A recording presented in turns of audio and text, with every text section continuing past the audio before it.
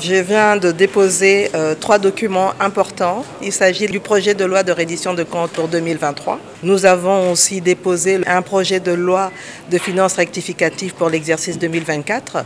Le troisième document qu'on a déposé, comme vous l'avez dit, c'est le projet de loi de finances pour l'exercice 2025. Ce projet de loi, aujourd'hui, il est à hauteur de 49 847 milliards de francs congolais et ça nous donne une augmentation de 21% par rapport à la loi des finances 2024, la loi initiale telle qu'elle existe encore actuellement avant la rectification. Et essentiellement, nous avons tenu compte de l'évolution d'un point de vue économique, tenant compte des chocs externes qui nous impactent à travers la guerre en Ukraine, la guerre au Moyen-Orient, mais aussi au niveau des chocs internes, avec notamment la guerre à l'Est, injustement imposée.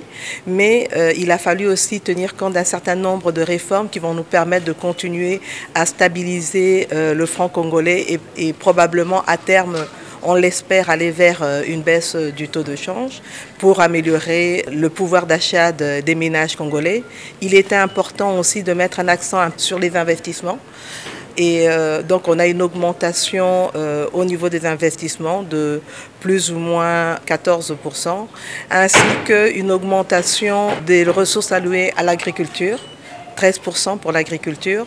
Et nous avons mis l'accent, en continuant les réformes, sur la gratuité de l'enseignement, en mettant l'accent sur un peu plus de qualité à ce niveau-là, ce qui veut dire aussi une amélioration au fur et à mesure des rémunérations au niveau des enseignants, mais aussi pour l'ensemble de la fonction publique, ainsi que de poursuivre le travail au niveau du PDL 145 territoires et de manière générale mettre l'accent sur le développement rural et particulièrement un accent sur les infrastructures routières, les routes nationales, interprovinciales, les routes de desserte agricole, les voies fluviales. Nous continuons à travailler sur des projets importants comme du port en eau profonde de Banana. Il y a des discussions en cours par rapport au Grand Inga, mais nous continuons aussi à travailler sur un certain nombre de projets pour l'électrification au milieu rural.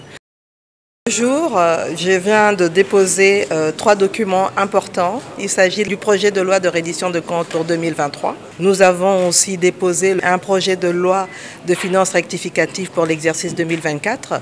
Le troisième document qu'on a déposé, comme vous l'avez dit, c'est le projet de loi de finances pour l'exercice 2025. Ce projet de loi, aujourd'hui, il est à hauteur de 49 847 milliards de francs congolais et ça nous donne une augmentation de 21% par rapport à la loi des finances 2024, la loi initiale telle qu'elle existe encore actuellement avant la rectification.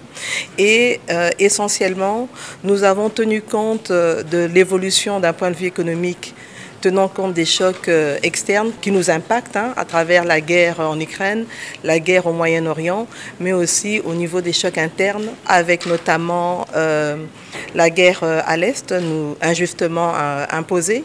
Mais il a fallu aussi tenir compte d'un certain nombre de réformes qui vont nous permettre de continuer à stabiliser le franc congolais et probablement à terme, on l'espère, aller vers une baisse du taux de change pour améliorer le pouvoir d'achat des ménages congolais. Il était important aussi de mettre un accent sur les investissements. Et donc on a une augmentation au niveau des investissements de plus ou moins 14%, ainsi qu'une augmentation des ressources allouées à l'agriculture, 13% pour l'agriculture. Et nous avons mis l'accent, en continuant les réformes, sur la gratuité de l'enseignement, en mettant l'accent sur un peu plus de qualité à ce niveau-là, ce qui veut dire aussi une amélioration au fur et à mesure des rémunérations au niveau des enseignants, mais aussi pour l'ensemble de la fonction publique, ainsi que de poursuivre le travail au niveau du PDL 145 territoires et de manière générale mettre l'accent sur le développement rural et particulièrement un accent sur les infrastructures routières, les routes nationales, interprovinciales, les routes de desserte agricole, les voies fluviales. Nous continuons à travailler sur des projets importants comme du port en eau profonde de Banana. Il y a des discussions en cours par rapport au Grand Inga, mais nous continuons aussi à travailler sur un certain nombre de projets pour l'électrification en milieu rural.